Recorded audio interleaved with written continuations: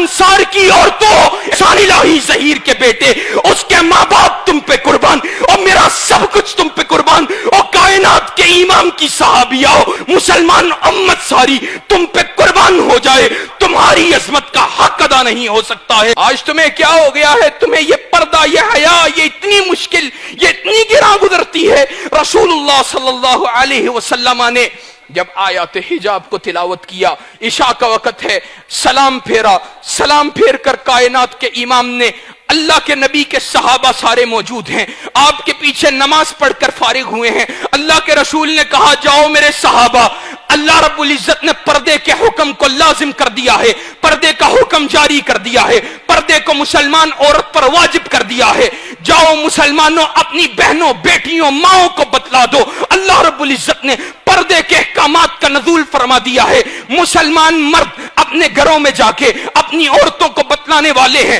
آج سے پہلے پردے کا حکم نہیں ہے۔ مسلمان عورتیں کیا کر رہی ہیں؟ مسلمان عورتیں اپنی چادروں کو پھاڑ رہی ہیں، کوئی لحاف کو پھاڑ رہی ہے، کوئی تکیے کو پھاڑ رہی ہے، اور انصار کی عورتوں کو اللہ کے رسول کے پیچھے نماز کو ادا کرنا ہے۔ انصار کی عورتوں کی عادت ہے، وہ فجر کی نماز اللہ کے رسول کے پیچھے ادا کرتی ہیں۔ صبح کا وقت ہوا اور انصار کی عورتوں، احسان الہی ظہیر کے بیٹے، اس کے ماں باپ تم پہ قربان، اور میرا سب کچھ تم پہ قربان، اور کائنات کے امام کی صحابیہ، مسلمان امت ساری تم پہ قربان ہو جائے، تمہاری عظمت کا حق ادا نہیں ہو سکتا ہے۔ اور کائنات کے امام کا حکم سننے والی یہ عورتیں، صحابہ بیان کرتے ہیں، صبح فجر کا وقت ہوا ہے، انصار کی ساری عورتیں وہ اپنے آپ کو چھپا کر آئی ہیں، اپنے آپ کو بچا کر آئی ہیں۔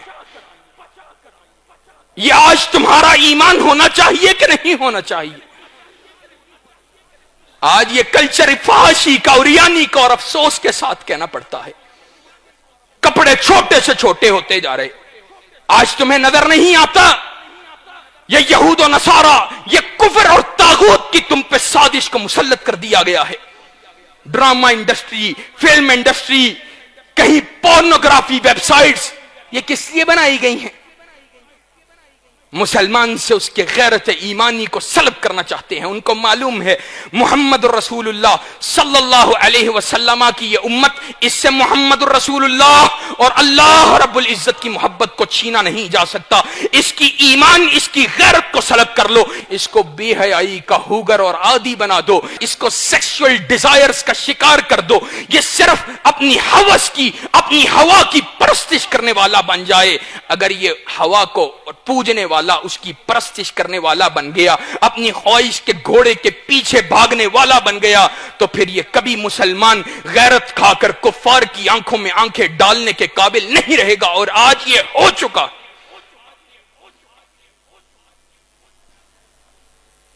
کیا آج ایسا نہیں ہوا ہے؟ کہاں سعودی عرب سے لے کر پاکستان تک فحاشی ہے، عریانی ہے،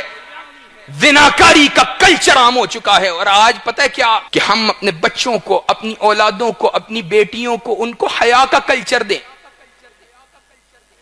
ان کو رسول اللہ صلی اللہ علیہ وسلم کی حیا والی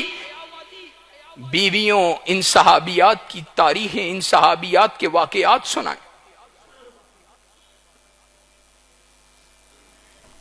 آج سچی بات یہ ہے، ہم میں سے ہر ایک فرد کی ذمہ داری ہے، ہر ایک کو چاہیے کہ اپنے آپ سے یہ عہد کرے کہ ہم نے جہاں کہیں بھی حیا کے خلاف کسی عمل کو ہوتے ہوئے دیکھا تو ہم انشاءاللہ کم از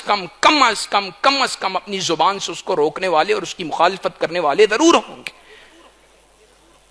آپ عہد کرتے ہیں انشاءاللہ اللہ کے فضل و احسان کے ساتھ کہ حیا کے کلچر کو عام کریں گے، اور جن میرے بھائیوں، جن میری بہنوں اور ماؤں، ان کے گھروں کے اندر شرعی پردہ وہ موجود نہیں ہے، میں ان سے ہاتھ جوڑ کر کہتا ہوں، یہ رسول اللہ صلی اللہ علیہ وسلم کی امت کی بیٹیاں ہیں، یہ رسول اللہ صلی اللہ علیہ وسلم کی امت کی ماننے والیاں ہیں، اور لوگوں ان کو اپنے کلچر کے حوالے نہ کرو، اپنی سوسائٹی کے حوالے نہ کرو، اپنے خاندان کے کلچر کے حوالے نہ کرو، ان کو رسول اللہ صلی اللہ علیہ وسلم کے بتائے ہوئے ڈریس کوڈ کے حوالے کرو. ان کو بتلاؤ کہ بیٹا آج کے بعد بے پردگی کی ہمارے گھروں کے اندر کوئی گنجائش موجود نہیں ہے. ان کو بتلاؤ کہ رسول اللہ صلی اللہ علیہ وسلم آپ نے جب صحابیات کو کہا تھا راستے سے گزرتی ہو راستوں میں کنارے کنارے ہو کے چلا کرو، تو انہوں نے حیا کے دامن کو ایسا تھاما اور رسول اللہ صلی اللہ علیہ وسلم کی اتباع کو ایسا پکڑا کہ اتنے کنارے کنارے ہو کے چلنے لگیں کہ اس کنارے پہ چلنے کی وجہ سے اللہ کے نبی کے صحابہ بیان کرتے ہیں ان عورتوں کے کپڑے چھج جایا کرتے تھے دیواروں کے ساتھ رگڑ کھا کر. ہمیں بھی انہی لوگوں کے ایمان کو معیار ایمان سمجھ کر اپنے گھر بار میں، اپنے ارد گرد، اپنے خاندان میں، اپنے خانوادے میں حیا کے اس کلچر کو پروموٹ کرنے کی ضرورت ہے.